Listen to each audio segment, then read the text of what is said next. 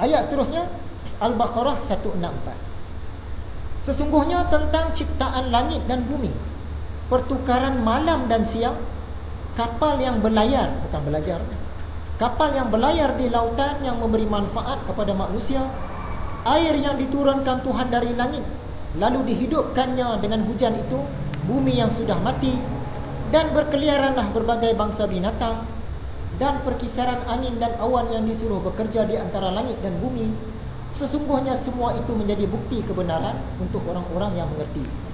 Sebab tu kadang-kadang saintis ni dia tak menganut mana-mana agama, tapi bila dia kaji alam haiwan, dia bedah binatang, dia kaji pergerakan air, dia kaji tentang sungai, kaji tentang pergerakan bintang-bintang, dia kata mesti ada yang buat. Dia mula cari agama. Nah, tapi lepas tu mungkin dia masuk agama Islam ke, agama Kristian ke, agama Hindu ke, ikut mana yang tercapai fikiran dia. Asal-asal dia tak percaya Tuhan. Bila dia kaji operasi alam ni, dia nampak teguh, nampak kuat, nampak hebat, nampak cantik, nampak sempurna susunan dia, dia kata mesti ada yang buat. Masa tu dia percaya ada Tuhan ni. Cuma dia belum masuk mana-mana agama saja. Tapi dari segi percaya ada Tuhan, dia percaya lah. Sebab alam kita ni sempurna, kukuh, kuat. Kita tengok menara kembar Petronas tu pun kita rasa hebat dah yang orang-orang yang buat ni. Dengan tinggi dia, dengan kukuh dia, dengan cantik dia, dengan bahan-bahan dia tu buat tu tadi, hebat lah. Sedangkan benda tu kecil ya di sisi Allah, sangat kecil. Allah dia buat seluruh alam semesta dengan lagi kejap, lagi sempurna, lagi teratur, lagi kuat, lagi kukuh. Jadi ini menunjukkan kita punya perasaan tu sepatutnya lebih kagum kepada dia lagi. Yang orang buat bangunan tinggi-tinggi ni, mereka hanya memproses. Mereka memproses barang-barang yang dah ada dah. Dia buat menara kembar Petronas tu, paku-paku dia datang daripada biji besi logam-logam dalam tanah. Logam-logam tu dia tak buat, dia korek je. Kayu-kayu semua datang daripada pokok balak. Pokok balak tu dia tak buat. Tuhan yang tumbuhkan, yang hidupkan, kembangkan dia. Dia cuma proses. Begitu juga dengan simen-simen buat bangunan ni, semua daripada batu kapur, dia proses saja. Bukan dia buat pun. Begitu juga bahan-bahan nak buat kaca ke, nak buat plastik ke, semua benda yang dia proses, benda yang dah ada. Tapi Tuhan dia buat alam semesta ni daripada tak ada. Daripada tak ada dia boleh buat. Lagi hebat. Bahkan benda-benda yang kita proses tadi, segala batu kapur, biji besi, pokok balak di hutan, semua ni dia yang buat. Lagi hebat.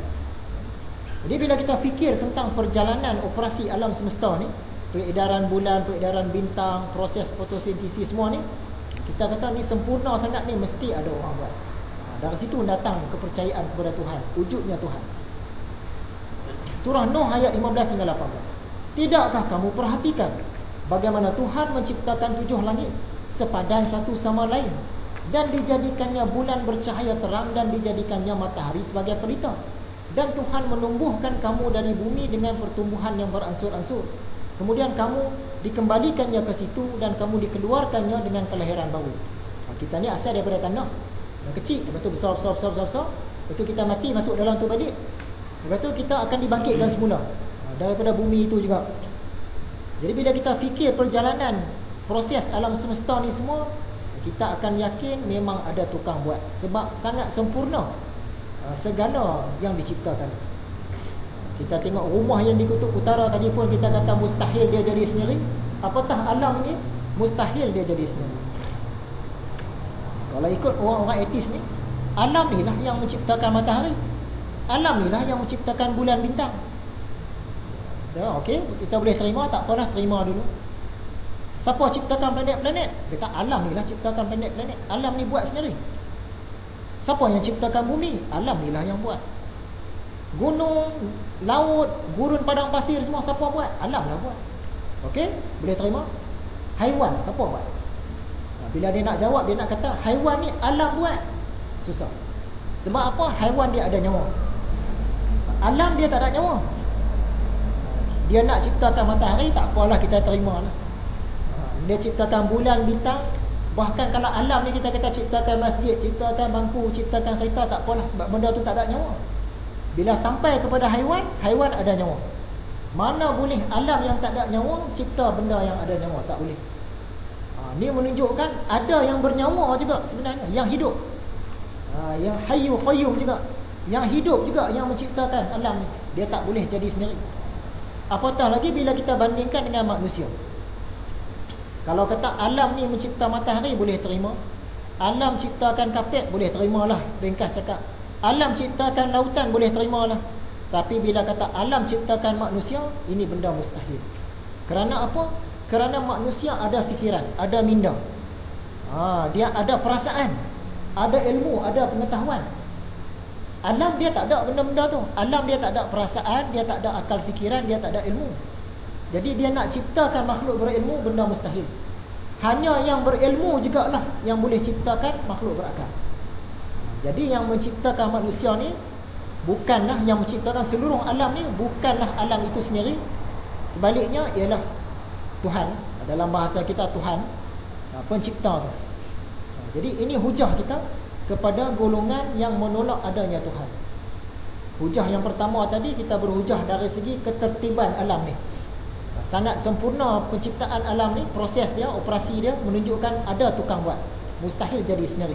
Yang kedua, manusia ni ada akal. Mustahil diciptakan oleh sesuatu yang tidak berakal, sesuatu yang tidak ada ilmu.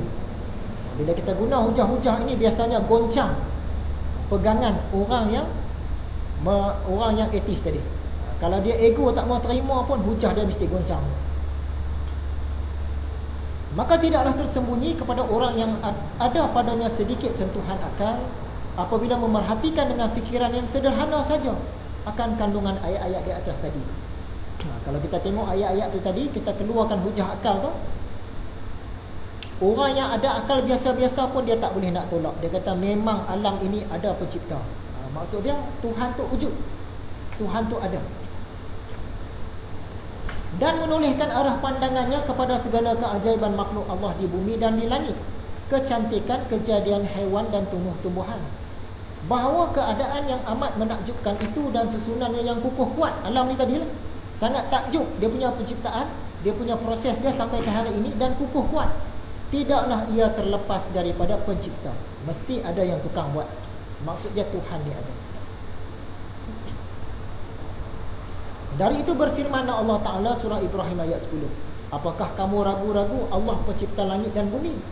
Kalau orang tu dia gunakan hujah akal pun, dia tak boleh tolak dah sebenarnya. Kecuali kalau dia rasa ego, dia tak mau terima kebenarannya. Kalau dia tak ada ego, dia mesti kata memang ada yang menciptakan alam. Maksud dia memang ada Tuhan. Dari itu berfirman Allah Ta'ala kepada kita, kalau engkau menanyakan kepada mereka, termasuklah kepada orang-orang yang bukan Islam pun, siapakah yang menciptakan langit dan bumi? Nescaya mereka akan menjawab Allah. Tapi dalam bahasa mereka lah, kalau dia kata Brahman, Brahman. Kalau dia kata Ahura Mazda, Ahura Mazda. Kalau dia kata tahu lah. Semua tu nak menunjuk kepada Tuhan lah sebenarnya, pada asalnya dulu. Mereka percaya alam ni memang ada tukang buat dia, cuma panggilan lain-lain. Jadi di dalam fitrah kejadian manusia itu dan dalil-dalil yang ditunjukkan Al-Quran sudah lebih cukup daripada menegakkan dalil-dalil lain. Maksudnya, kalau kita guna hujah Al-Quran pun memang terbukti dah Allah ni wujud. Kalau kita guna hujah akal pun memang terbukti dah Allah ni memang wujud. Guna hujah akal kan, hujah wahyu kan, memang kita tak boleh tolak lagi. Dan bagi orang Islam, sungguh pun kita percaya cukup dengan Quran saja. Tapi hujah-hujah akal ni berguna kepada kita, satunya untuk kuatkan lagi kita punya pegangan, dia bernilai tambah untuk kukuhkan lagi pemahaman kita, dan kita boleh guna untuk dakwah kepada orang yang menolak adanya Tuhan. Jadi kesimpulan pelajaran kita, Allah memang ada, Tuhan ni memang ada, Allah memang wujud. Selesai dah rukun yang pertama. Kemudian kita nak tengok siapakah golongan yang benar dan selamat. Ramai orang dia percaya Tuhan memang ada. Tanya kepada orang Hindu, dia percaya Tuhan ada. Tanya kepada orang agama Confucius, dia percaya Tuhan ada. Tanya kepada orang agama Shinto, agama di Jepun, dia percaya Tuhan ada. Rata-rata percaya Tuhan ada, kecuali golongan etis saja. Golongan mulhid, golongan yang tolak, dia kata Tuhan tak ada. Yang tu sikit. Rata-rata agama-agama dunia ni boleh kata percaya belaka Tuhan memang ada. Jadi kita boleh bagi beberapa soalan, nak tengok mereka ni dalam golongan yang benar dan selamatkah, ataupun dalam golongan yang salah dan berpotensi tak selamat. Yang pertama soalan, sejauh mana anda percaya bahawa Tuhan ni ada? Kalau dia jawab, saya tak percaya kewujudan Tuhan, yang ni tertolak. Bila dia jawab macam tu, dia berada dalam golongan yang salah dan tak selamat. B, dia jawab, saya tak pasti lah, Tuhan ni ada ke tak ada ke tak pasti. Nak kata ada pun tak berani, nak kata tak ada pun tak berani. Tertolak juga. Dah tentu dah. Kalau dia jawab C, selamat. Saya yakin Tuhan memang ada, walau dia agama apa sekalipun. Bila dia kata saya yakin Tuhan memang ada, dia selesai dah peringkat pertama. Peringkat lain tak selesai lagi. Peringkat pertama baru selesai. Soalan kedua, sejauh mana anda percaya bahawa seluruh alam makhluk ini ada penciptanya? Dia kata saya tak percaya kewujudan pencipta alam ini. Maksudnya dia kata alam ni terjadi dengan sendirinya, ataupun alam ni dari awal-awal sejak azali lagi memang dah ada dah, tak ada siapa-siapa buat. Ini dah tentu salah, tertolak. Kalau dia jawab B, saya tak pastilah sama ada alam ni dicipta ke tidak, ada pencipta ke tidak, tertolak. Kalau dia jawab C, dia lulus peringkat ni. Dia kata saya yakin ada pencipta alam ni. Tak kira dia agama apa pun, bila dia kata alam ni memang ada yang tukang cipta dia, dia lulus peringkat ni.